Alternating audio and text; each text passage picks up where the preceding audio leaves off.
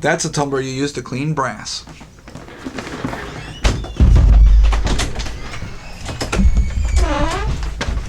What's the matter?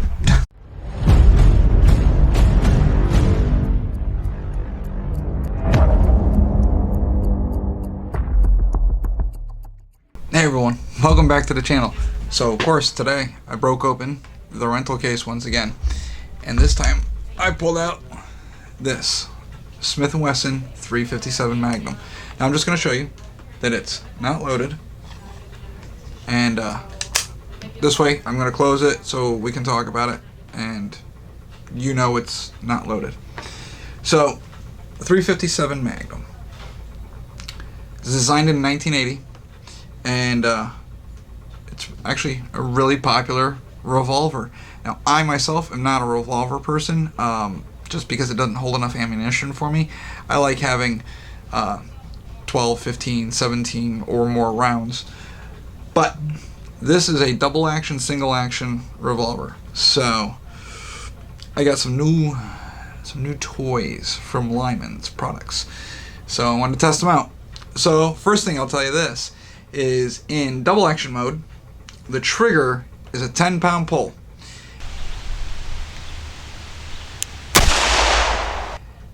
That's a lot of pounds for some people. I know, like my Sig Legion, the first pull on it, 10-pound pull, my wife can't pull the trigger on that. So she always pulls the hammer back and starts it off in single action. And of course it cycles and then it stays in single action. This, once you pull that hammer back, the trigger becomes a 4-pound pull.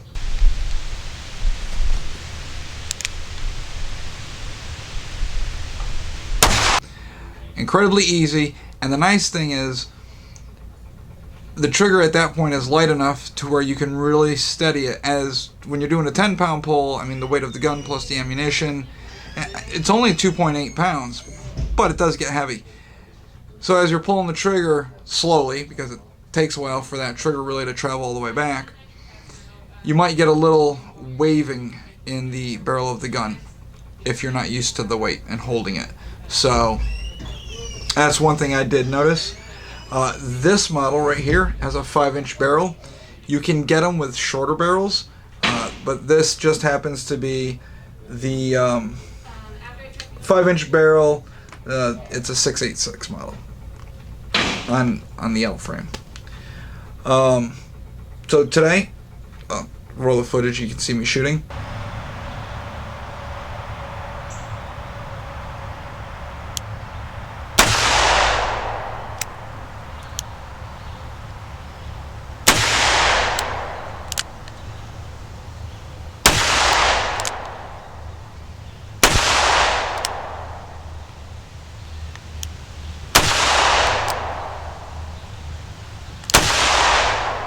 I shot a 158 grain PMC bronze round, and it was traveling at 1471 FPS.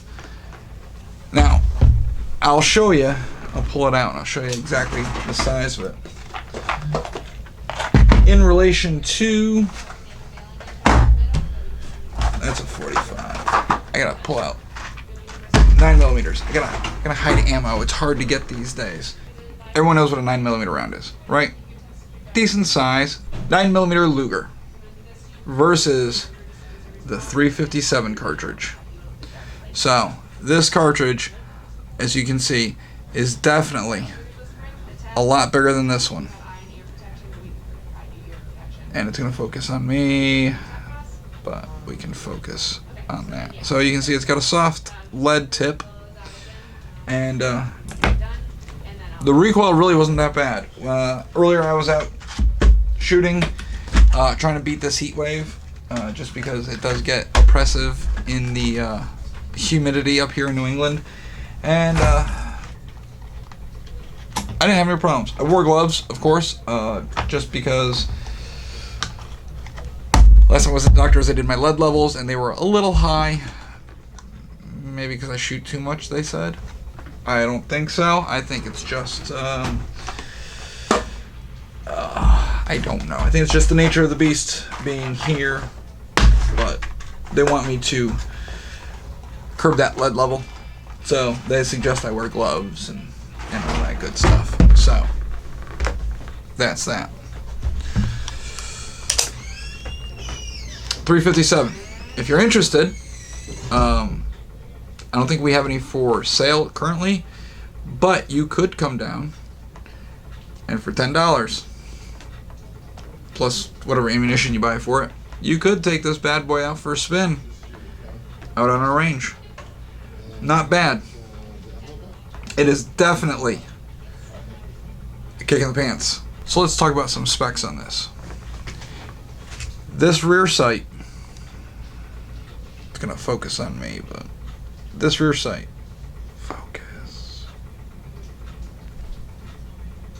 There we go. The rear sight. This rear sight is actually adjustable.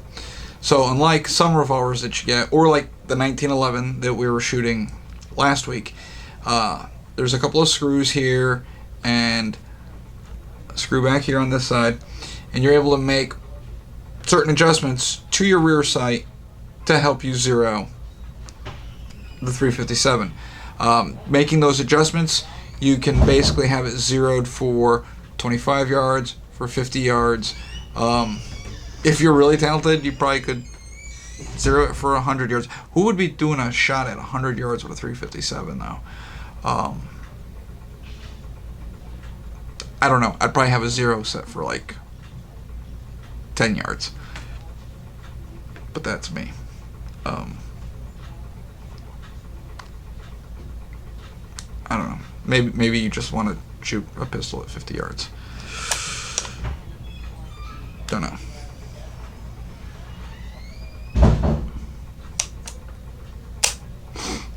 Overall though, it's a nice little revolver.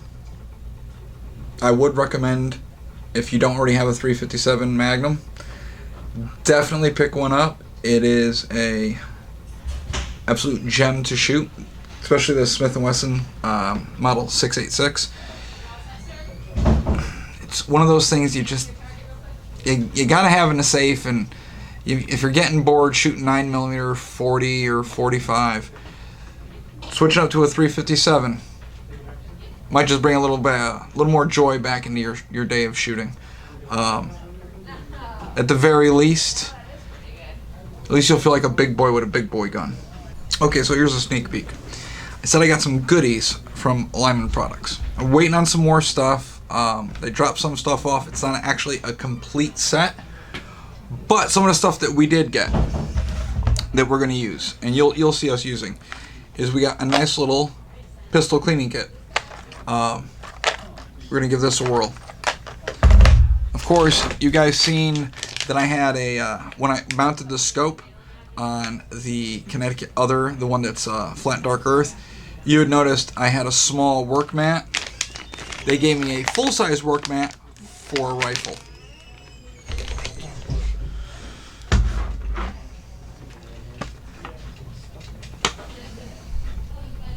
Oh, thought someone was going to walk in. So one of the other things I dropped off is right here, the trigger pull gauge. And I was actually thinking, with some of these guns, it's like, well, how many pounds is it to pull the trigger? Just in case you guys wanted to know.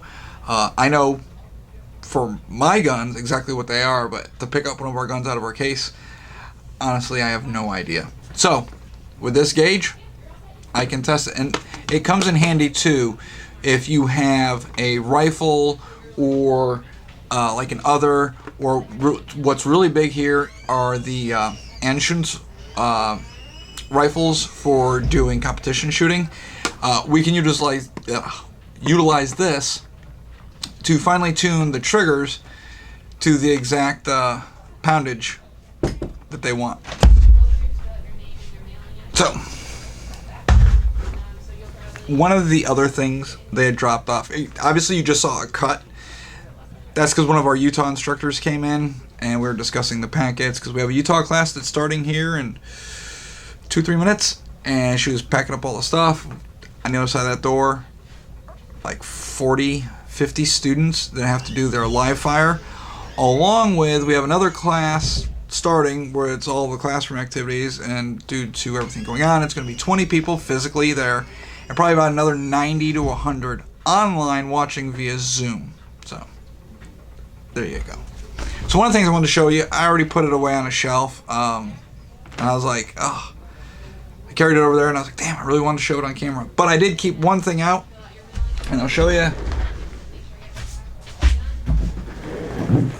I'm back. So when you, let's see, there you go. Now some of you might be like, Todd, what is that? Well, it's a turbo twin tumbler.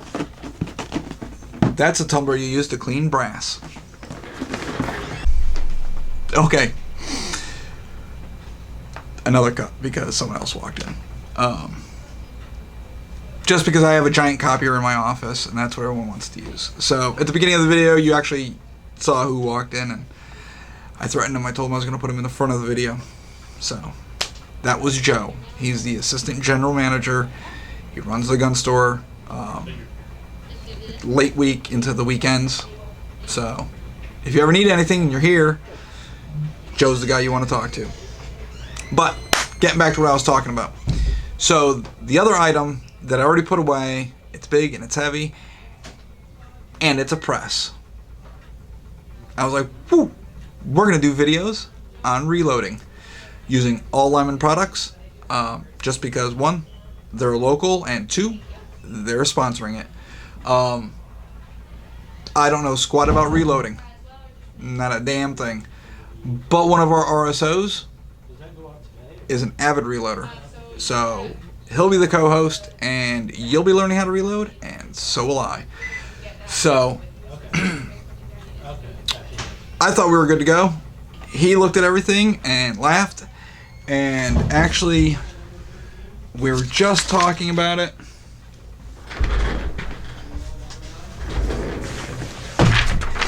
Gave me a list of all the things we still need. I was like, oh, okay. So now I gotta write an email off to Lyman and see if they can send me some more stuff, or at least drop it off, since literally they are right up the road from us, and we have a really good relationship with them. So actually you might see in the future some collaborations with us. So I think maybe right there I'll pop in their logo real quick, and then it's gone. So if you need some gun supplies, and it's like cleaning equipment and all that, you guys really should give Lyman's a try. You can order on their website. I'll put them in the description below, just because they did give us a plethora of this stuff, and it's some really cool stuff. We sell a lot of Lyman products here, and from what I could tell, since ammunition is getting so darn hard to get, there's actually a lot of people interested in reloading. I mean, heck, you come to the range, you shoot your round off, you do still have that brass casing. And if you could reload it, there you go. It might be easier to get the components to build your own rounds than to try and find rounds. I don't know. But it's going to be a journey. You and I are both going to learn. I think we're going to start with reloading 5.56, because that's the round I really like, and I can't find enough of it. So I think that's where we'll start. But enough about that. So